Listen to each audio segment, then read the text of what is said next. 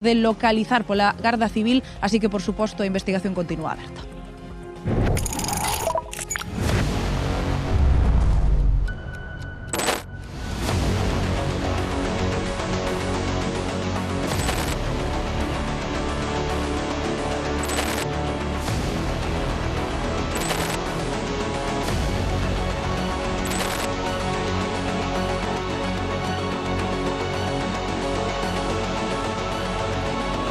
Sempre vos lo comentamos, que as operacións policiais contra o narcotráfico non se pechan dun día para outro, seguen durante semanas, incluso meses e anos, e este é un exemplo maravilloso. Hai 10 días falábamos da detención desas 3 persoas vinculadas presuntamente cun dos maiores alixos de cocaína detectados en toda Europa neste ano 2025. Ali na Pobra do Caramiñal, un colombiano e 2 ecuatorianos por case 4.000 kilos de cocaína. Como dicimos, os axentes seguiron tirando do fío. Víctor Méndez, Narcodiario, moi boas tardes. Hola, boas tardes. As cousas teñen resultado, seguen investigando e hoxe falamos de moitísimos rexistros no Salnés e no Barbanza e 11 persoas detidas. Non sei se podemos decir que prácticamente todos eles son galegos, non? Sí, efectivamente, a gran maioría son galegos. Estamos falando de un grupo organizado, dedicado precisamente a especialidade dos galegos, non? Que é a búsqueda e a descarga desa cocaína que chega en distintos tipos de embarcacións en alta mar, non? Estas 11 persoas, supostamente, son as persoas que recolleron eses cerca de 4.000 kilos que foron intervidos na Pobra, non? Esta é a hipótese da policía, é un feito bastante importante, porque pensamos que é a primeira vez, isto non se fixo nunca, que se consigue identificar e deter a unha organización dedicada a recoller esa mercadoría do que supostamente é un narcosubmarino, non? Que non está todavía acreditado, pero iso é o que se pensa. Estamos entón falando, en certa maneira, Víctor, dun feito insólito.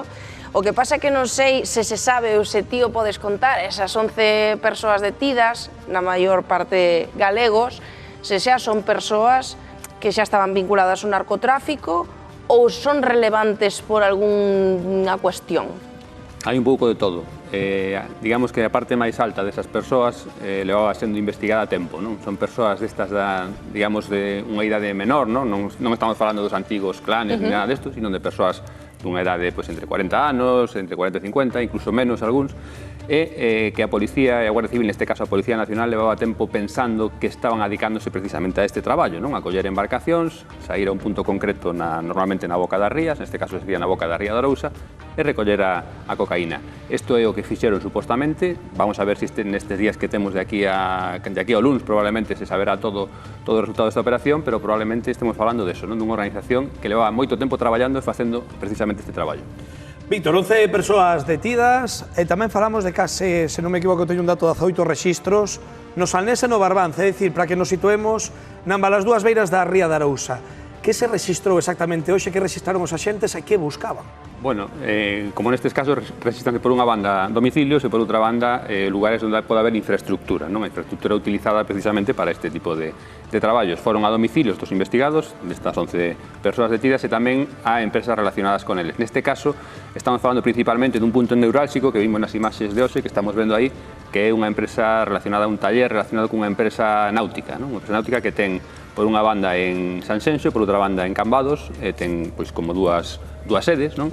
E está un pouco aparentemente no centro do escenario, non? Esa empresa con as persoas que están relacionadas con ela. Ao final, estamos falando de sempre. Os galegos son especialistas nese tipo de embarcacións que se utilizan para ese traballo. Neste caso, foi o que conseguiu acreditar a policía. Pois mira, ti falamos de galegos e moitas veces falamos de operacións contra o narcotráfico que se fan fora das fronteiras galegas, pero que están de algún xeito relacionadas con Galicia, como por exemplo a Operación Silvo, porque Llaiza nesta operación que estamos falando, unha operación desenrolada nas Canarias, pero con 2 galegos detidos. Como é iso? Unha operación en que se interviñeron máis de 2 toneladas de cocaína, unha cantidade superior a 600.000 euros e varias armas, entre outros. Hai 34 persoas detidas. E aínda que a base da operación está situada nas Illas Canarias, efectivamente, hai 2 persoas detidas en Galicia. Unha delas, un veciño de Sanxenxo, na fase de explotación, e outro, un veciño de Redondela, nas fases previas. Pero, Víctor, aquí a pregunta é que relación gardan galegos e canarios e, sobre todo, por que escollen a costa de Galicia, tendo en conta que xeográficamente está bastante afastada? A ver, pois é moi fácil, non? Está un pouco vencellado ao que estábamos falando antes, non? Os galegos son expertos no mar, non? Os canarios precisan a persoas expertas no mar para recoller a cocaína, para facer ese mismo traballo. Conclusión, os canarios botan man dos galegos para facer dous traballos. Por unha banda, os barcos pesqueiros. En Galicia hai unha inmensa flota pesqueira, como todo o mundo sabe, non? A principal flota pesqueira de España, que ten os seus caladoiros na zona de África Occidental, moi cercana ás Illas Canarias. Co cal, os narcos das Illas Canarias, neste caso, pois utilizan esa flota galega. Os galegos por esa banda xa están involucrados. E despois a segunda especialidade dos galegos, que tamén a coñecemos moi ben, que é a pilotaxe desas embarcacións, desas lanchas rápidas que van de pesqueiro á terra, non? Digámoslo así. Neste caso, nesta operación, pois un dos detidos, como ben decía Yaiza, era outro galego que o que facía era subirse a esas lanchas rápidas nesa zona entre Canarias e África e traer cocaína. Neste caso, detívose no seu momento con 500 e pico kilos de cocaína ese galego.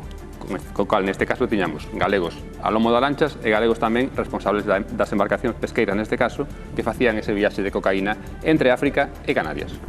Claro, estamos vendo, Víctor, que estas organizacións, non sei se é unha sensación que teño cada vez máis, digamos que os cabecillas das organizacións son foráneos, de onde veñan, pero seguen tirando dos galegos para toda esa rede de coller a cocaína de onde sexa un narco submarino, un barco nodriza e traela a terra, porque, por exemplo, dicimos que temos pilotos moi expertos, pilotos que coñecen perfectamente as rías galegas que non son doadas e, polo tanto, por eso acuden a elas, non? Porque saben que é garantía de éxito. Efectivamente, digamos que a diferencia que teñen os galegos respecto a narcos de calquer outro lugar é que son especialistas neso, non? Nesa parte final da viaxe. Son especialistas e aparte son persoas que non fallan.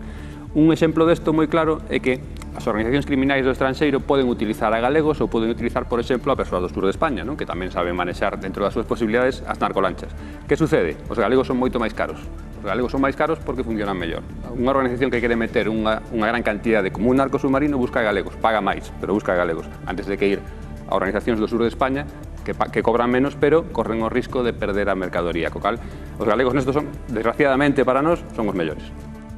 Pois Víctor Méndez, moitas grazas por estar aquí acompañándonos unha tarde máis na Hora Galega. Vémoste pronto. Moitas gracias. Grazas, Víctor. Atendede porque vou vos a contar outra cousa que pode parecer que ten que ver con narcotráfico, pero nin moito menos. Se non mirade, porque mirade para aquí estes buratos que apareceron nas praias de Vilagarcía de Arousa. Uns buratos na area, nesa area na que traballan os mariscadores e mariscadoras. E estes buratos parece que deixaron pois todo comido, o marisco, e todo desfeitiño, diredes vós.